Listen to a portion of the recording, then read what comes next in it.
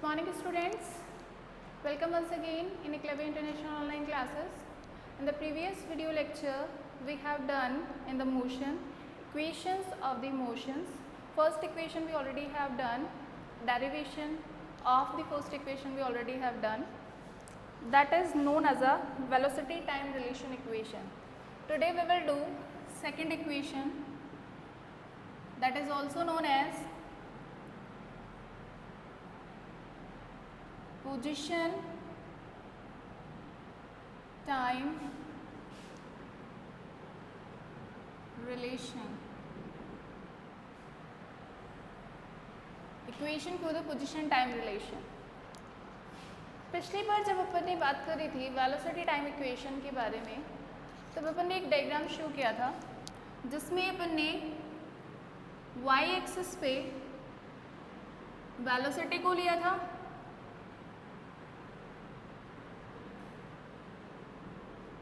और x axis पे अपन ने लिया था टाइम को।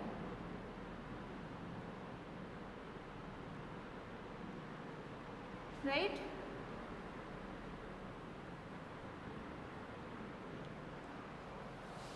एक ऑब्जेक्ट माना था जो कि A पॉइंट से शुरू होकर B पॉइंट तक ट्रैवल कर रहा था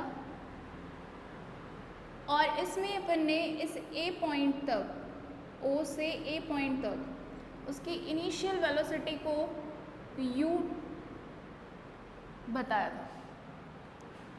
जब अपन ने पैरेलल लाइन ड्रॉ की थी y एक्सिस के perpendicular to the x axis, तब एक पॉइंट अपने को मिला था, उसको अपन ने नेम दे दिया था C।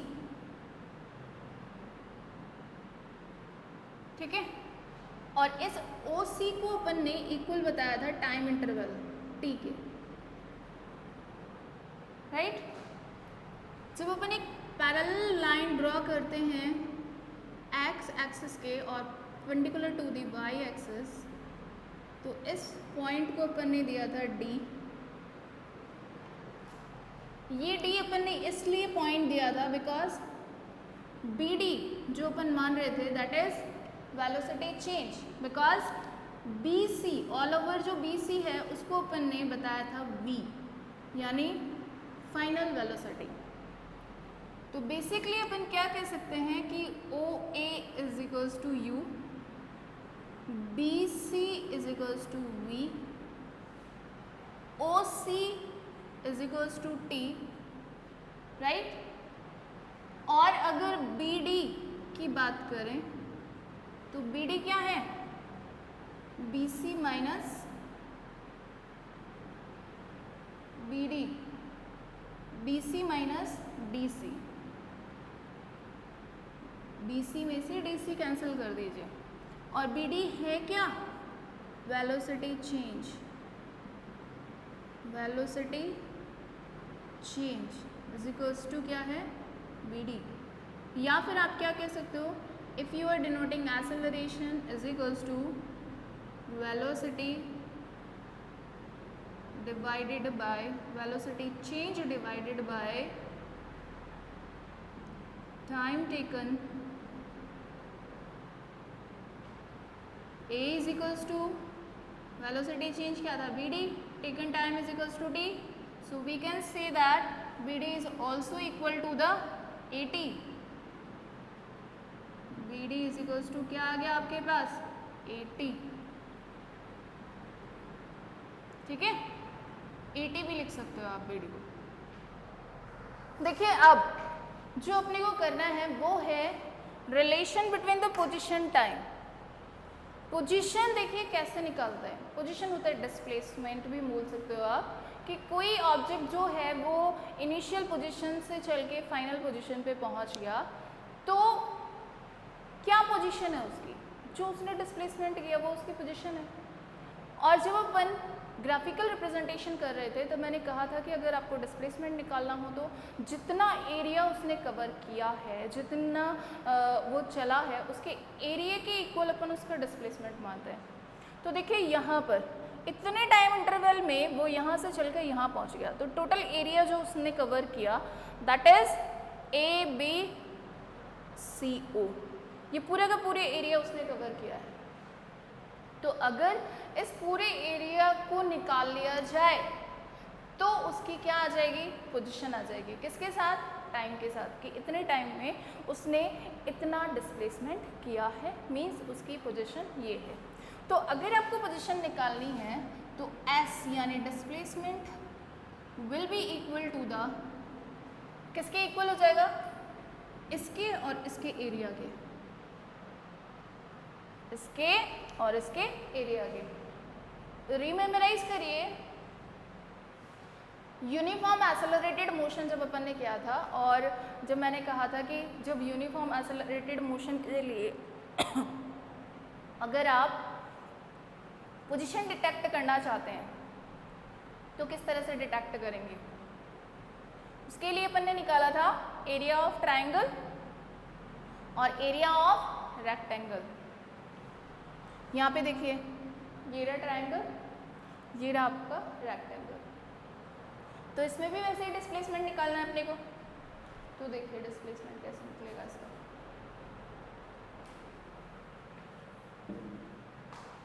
इसको मैं थोड़ा छोटा कर देती हूँ, ठीक है। तो S इज इक्वल्स टू, ऊपर से लेते हैं, S इज इक्वल्स टू आपके पास क्या आ जाएगा, area of triangle plus area of rectangle, ठीक है। S इज इक्वल्स टू क्या करेंगे आप, इस ट्राइंगल के एरिया के लिए क्या करोगे, 1/2 बेस इंटू हाइट, और इस रेक्टेंगल के लिए क्या करेंगे आप, क्या होता है रेक्टेंगल का फॉर्मूला, साइड उसकी क्या होती है, विड्थ और हाइट। तो आप लेंगे इसके लिए एरिया लेंगे पहले 1/2, आपको देखिए इक्वेशन कौन सी निकालनी है, सेकंड इक्वेशन निकालनी है, तो उसके हिसाब से इसको रखिएगा। आपके पास इक्वेशन आनी चाहिए S is equals to UT plus half AT square, ये इक्वेशन आपको डिराइव करनी है, ठीक है। तो एरिया ऑफ ट्राइंगल अगर निकालोगे तो ये पहले आ जाएगा। तो आप इस फॉर्मूले को कुछ इस तरह से रखो, S is equals to area of rectangle plus area of triangle, ठीक है। अब देखिए S इज इक्वल्स टू, इसका एरिया लोगे कोई भी दोनों में से, इस वाली या इस वाली साइड में से कोई से भी ले लीजिए, और इस वाले में से कोई से भी ले लीजिए। जैसे इस वाले के लिए ले रही हूँ मैं हाइट के लिए OA इंटू विड्थ के लिए ले रही हूँ OC, ठीक है, प्लस ट्राइंगल के लिए 1/2 बेस और हाइट। तो क्या करेंगे आप, 1/2 इंटू AD इंटू क्या आ जाएगा, BD। देखिए आप AD लिखिए चाहे OC लिखिए, बात तो एक ही है। पिछली बार भी अपन ने देखा था कि ये दोनों पैरेलल लाइंस बनती है, तो पैरेलल लाइंस के बीच की जो हाइट होगी वो दोनों क्या होगी, सेम होगी, सिमिलर होगी।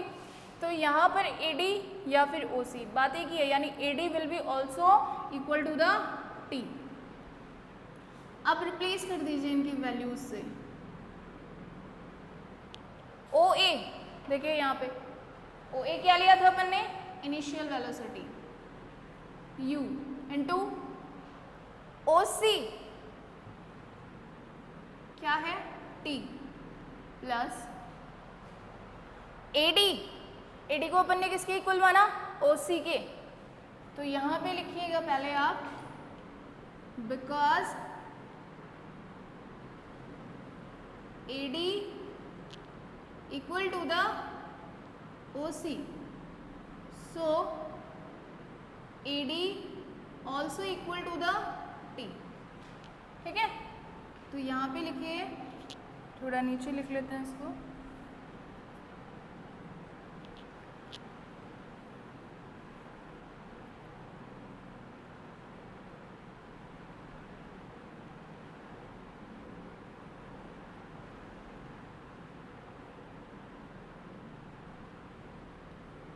S is equals to U into T plus half ED को क्या ले लिया T into B D. B D देखिए किसके इक्वल माना था अपन ने 80 के, ठीक है। तो एस इज इक्वल्स टू आपके पास आ गया U T plus half 80 square. ये लीजिए आपकी सेकेंड इक्वेशन डिराइव, ठीक है। इस तरीके से आप अपनी सेकेंड इक्वेशन को डिराइव कर सकते हैं, ठीक है। तो ये हो गई आपकी पोजीशन टाइम रिलेशन वाली इक्वेशन। कैसे करी? वही इक्वेशन का जो फर्स्ट इक्वेशन के लिए अपन ने क्या ड्रॉ किया था, डायग्राम ड्रॉ किया था, वैसे का वैसा इसमें ड्रॉ कर लिया। ओ ए यू के इक्वल ली थी, बी सी टोटल किसके इक्वल थी, वी के इक्वल थी, ओ सी किसके इक्वल ली थी, टी के इक्वल ली थी। अब आपको निकालना क्या है, सिर्फ बी डी निकालना है। बी डी होता क्या है, वेलोसिटी चेंज होता है। वेलोसिटी चेंज किससे निकाला अपन ने, एक्सेलरेशन से। एक्सेलरेशन इज इक्वल्स टू होता क्या है, velocity change divided by time taken. तो वेलोसिटी चेंज को अपन ने लिया बी डी, टाइम टेकन कितना टाइम लिया होता है हुआ था उसने, टी लिया हुआ था। तो ए इज इक्वल्स टू अपन ने लिया B D divided by T. तो बी डी निकल गई आपके पास, इसको इससे मल्टीप्लाई कर दिया तो 80 आ गई बी डी आपके पास। उसके बाद अपन ने क्या लिखा, because we know that position will be equal to the displacement and displacement will be equal to the area which is given as a ABCO, ठीक है। इसका पूरे का एरिया निकालना है। पूरे का एरिया निकालने के लिए अपन ने इसको किस में डिवाइड कर लिया, दो सेपरेट पार्ट्स में डिवाइड कर लिया। एक ट्रायंगल बना लिया और एक रेक्टेंगल बना लिया। ट्रायंगल का और रेक्टेंगल का दोनों का एरिया निकाल लिया। पहले रेक्टेंगल का निकाला। रेक्टेंगल के लिए अपन ने विड्थ और हाइट जो ली है उसकी वो OA, ठीक है, और OC ली है। OA को अपन ने U माना ही था पहले, OC को अपन ने T माना था, तो पहला आ गया आपके पास UT। और फिर ट्रायंगल के लिए लिया तो बेस और हाइट को 1/2 से मल्टीप्लाई कर दिया, तो 1/2 AD जो उसकी क्या थी, बेस था, और BD जो था उसकी हाइट थी। तो आपने जब इसका वैल्यूज़ को इनपुट किया है तो आपकी वैल्यूज़ आ गई half AD will be equal to the T, क्योंकि इन दोनों को पैरेलल लाइंस मान रहे हैं अपन। पैरेलल है तो दोनों के बीच की जो डिस्टेंस है वो दोनों क्या होगी, इक्वल होगी। Means AD will be equal to the OC, ठीक है। और अगर OC के इक्वल है तो AD का भी वैल्यू किसके इक्वल आ जाएगा, T के इक्वल आ जाएगा। तो T और BD अपन ने पहले निकाला ही था एक्सेलरेशन से 80, तो उनको इनपुट करते ही आपका S इज इक्वल्स टू क्या आ गया, UT plus half 80 square. Done. This is the second motion equation, that is also known as a position time relation equation. Now the third equation.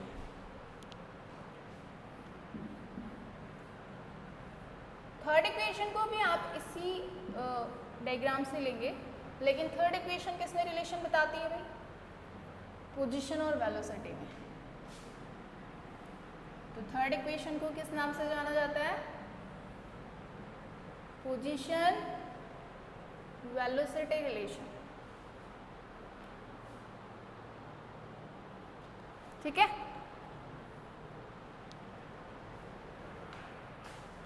Position velocity, this is the third equation.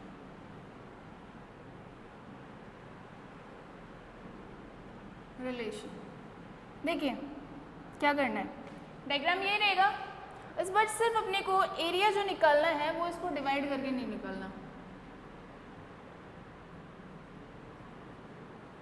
इस बार पूरा का पूरा अपने को क्या मानना है, इन दोनों को पैरेलल लाइंस पहले ही अपन मान चुके हैं, तो इसको पूरे को क्या मानना है, एक ट्रेपेजियम मान लेना है।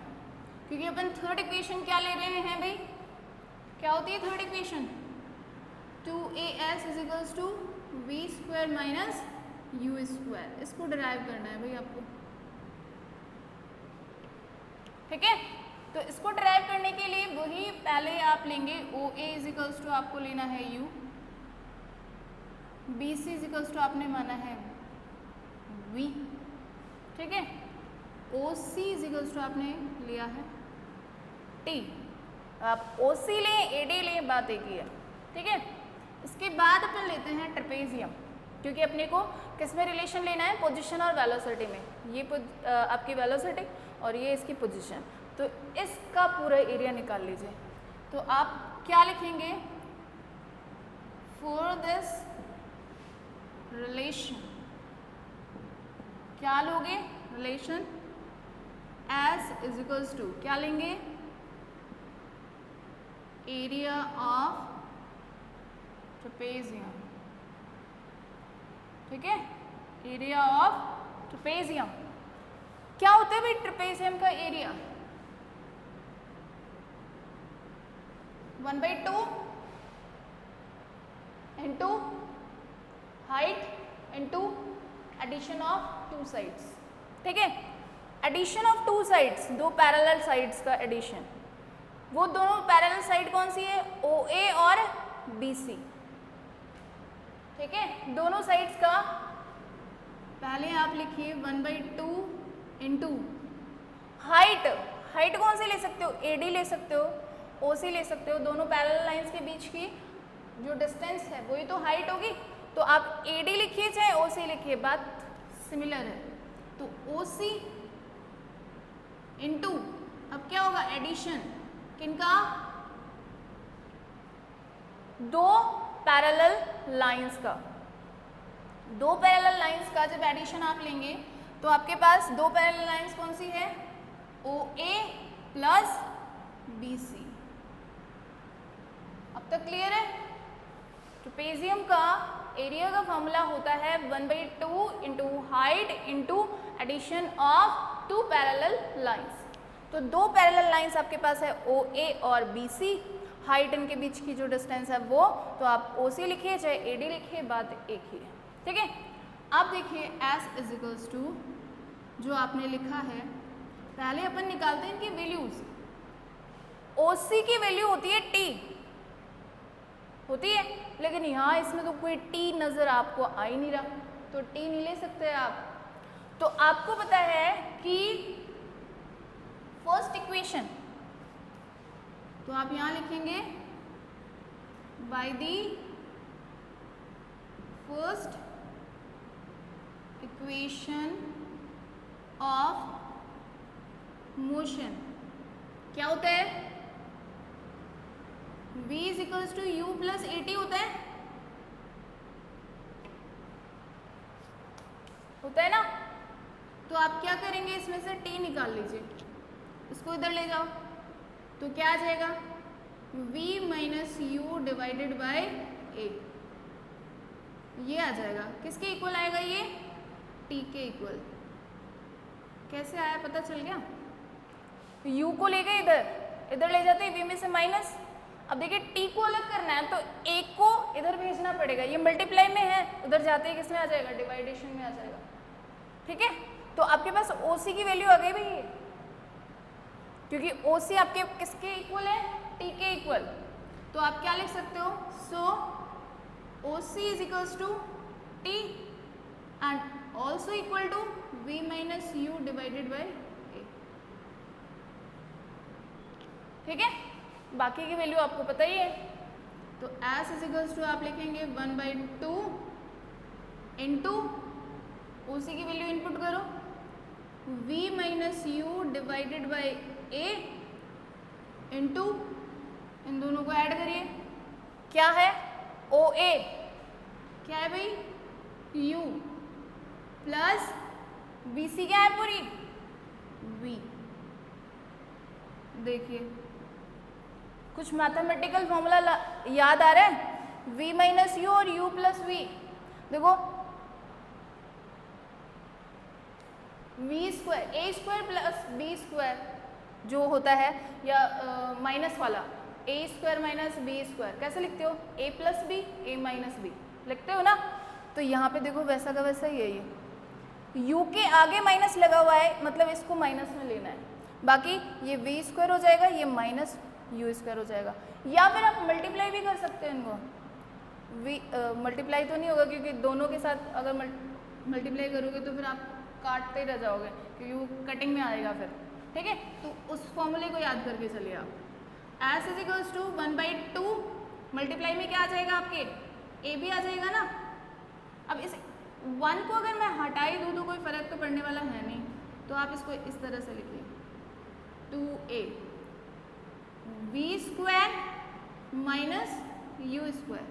देखिए अगर आप मल्टीप्लाई करके देखना चाहो तो देख सकते हो, v को u से मल्टीप्लाई करो vu हो गया, फिर v को v से मल्टीप्लाई करो v² हो गया, फिर इसको इससे मल्टीप्लाई करो u² हो गया, फिर इसको इससे मल्टीप्लाई करो माइनस vu हो गया। तो प्लस वाले vu से माइनस वाला vu कट हो जाएगा और आपके पास डिजिट वही बचनी है v² माइनस u² वाली, ठीक है। तो ये बच गई आपके पास, ये वाली वैल्यू आपके पास अभी रह गई।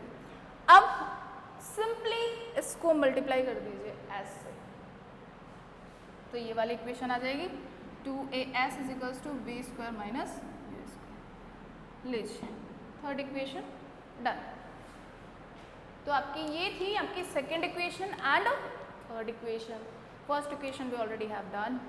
तो आपकी तीनों इक्वेशंस कंप्लीट है, बस आपका एक टॉपिक रेस्ट है इस चैप्टर के अंदर, that is uniform accelerated circular motion. Circular motion बचा हुआ है, बाकी आपका 8 चैप्टर कंप्लीट हो जाएगा in the next video lecture.